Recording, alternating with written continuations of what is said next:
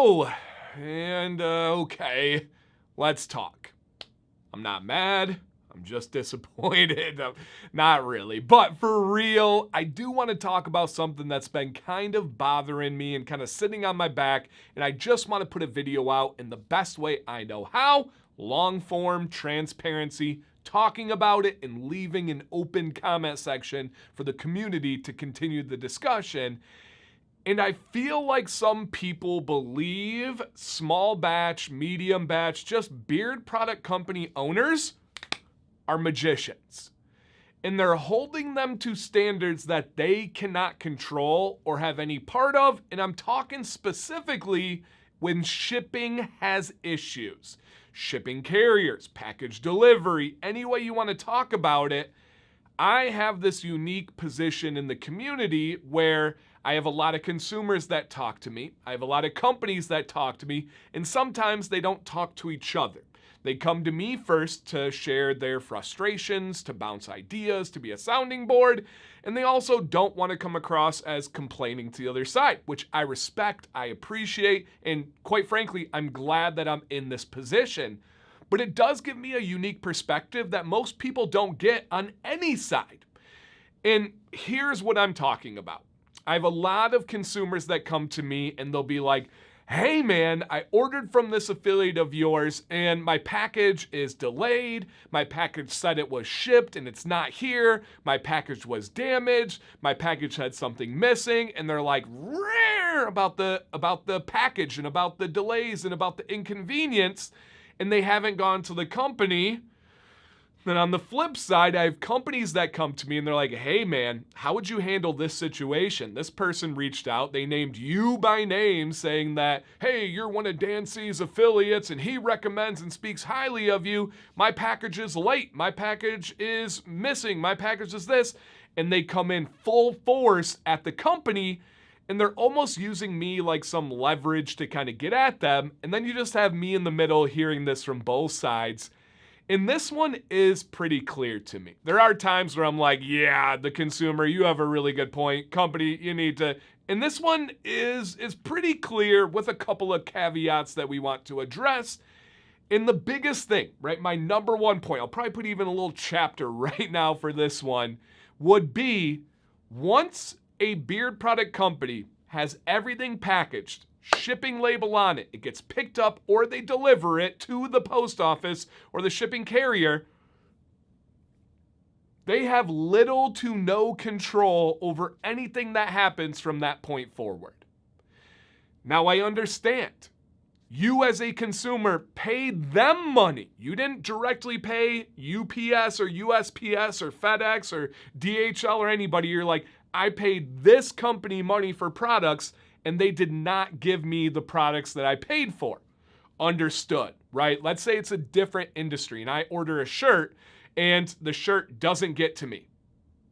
I'm understandably so a little bit upset, a little bit disappointed, but how I approach the situation matters. Where I'm pointing the fingers of blame matters. Let's continue to talk through this. I promise I have a bunch of different angles to go over with this.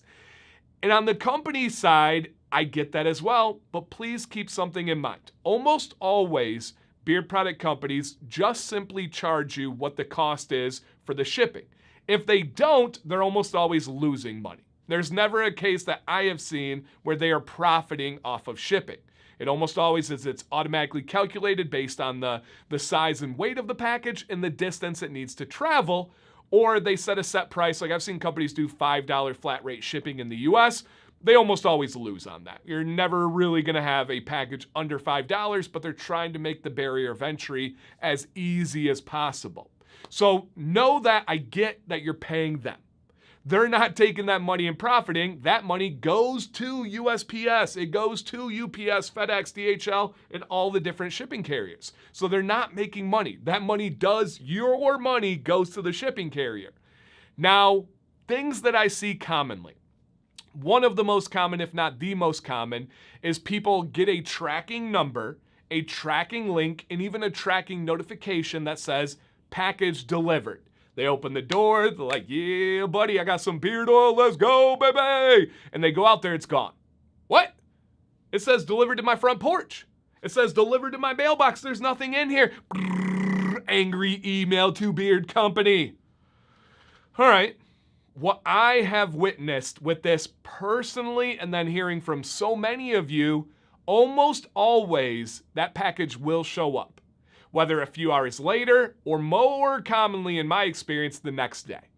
Why is this? I don't know. I'm not a mailman. I'm not a shipping carrier. What I've heard is maybe there's some pressure for them to deliver a certain amount of packages in a time frame, so they'll mark it delivered and keep it in the truck until the next day or the end of their shift and they deliver it.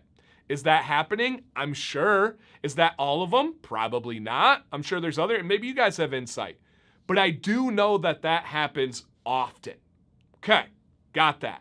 Another one that I get very, very commonly is the package is delayed and seems like it's not moving, right? You see that the Beard Product Company dropped it off to their post office, which is different. The one that I would say can be a negative on the company side is when it says label created and then no movement has happened from there. Normally that means the company printed a shipping label, but they have not handed it off to the post office yet.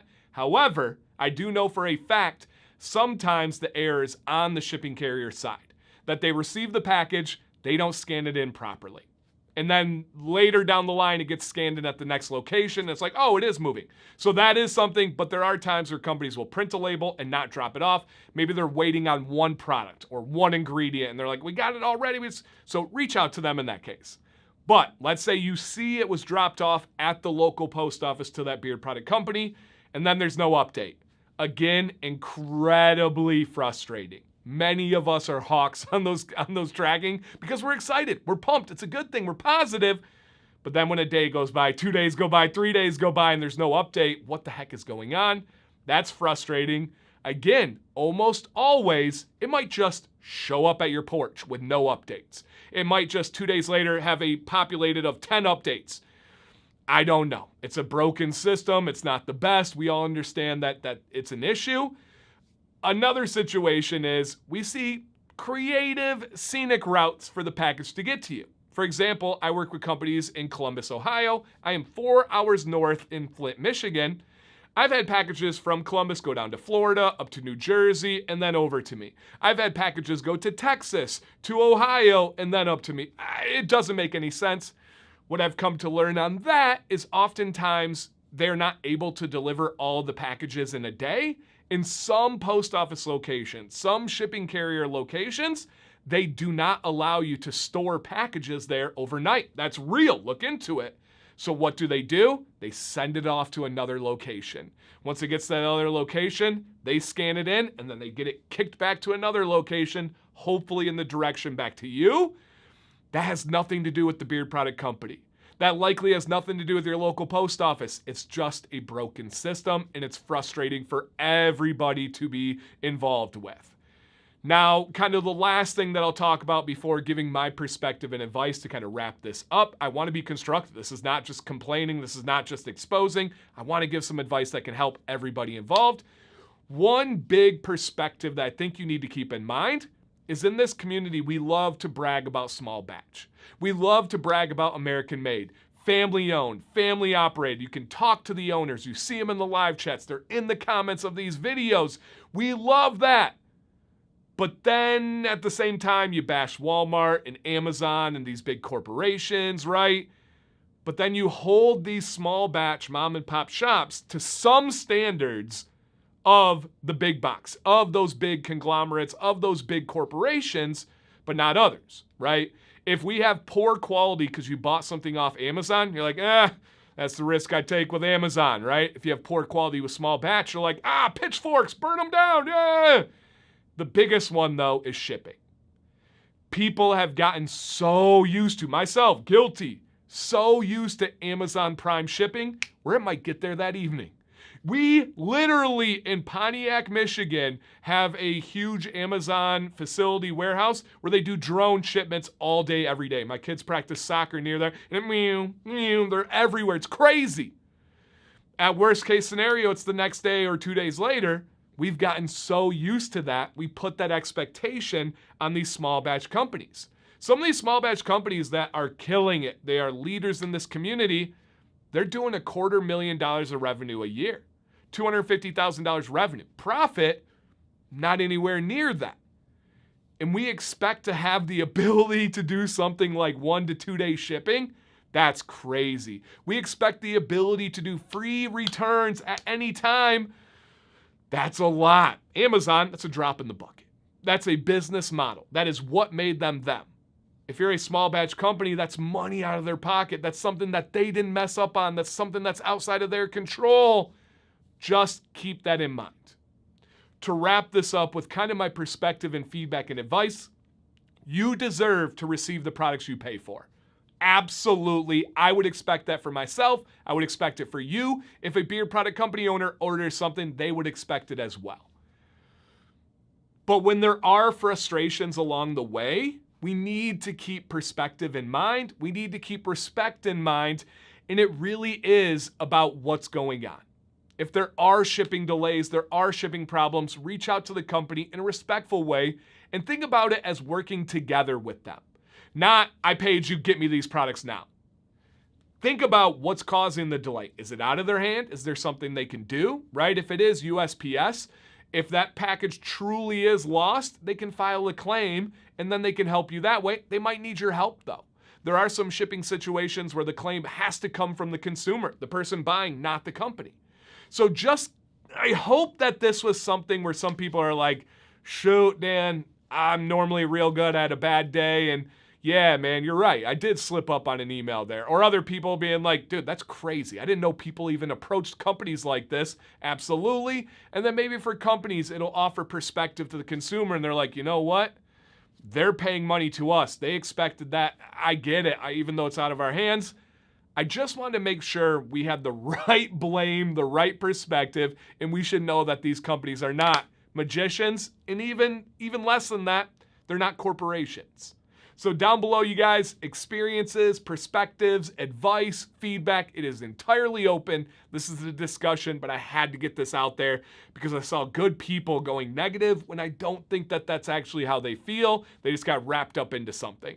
Dan C. Bearded, cannot wait for these comments, you guys. Please stay bearded and stay positive.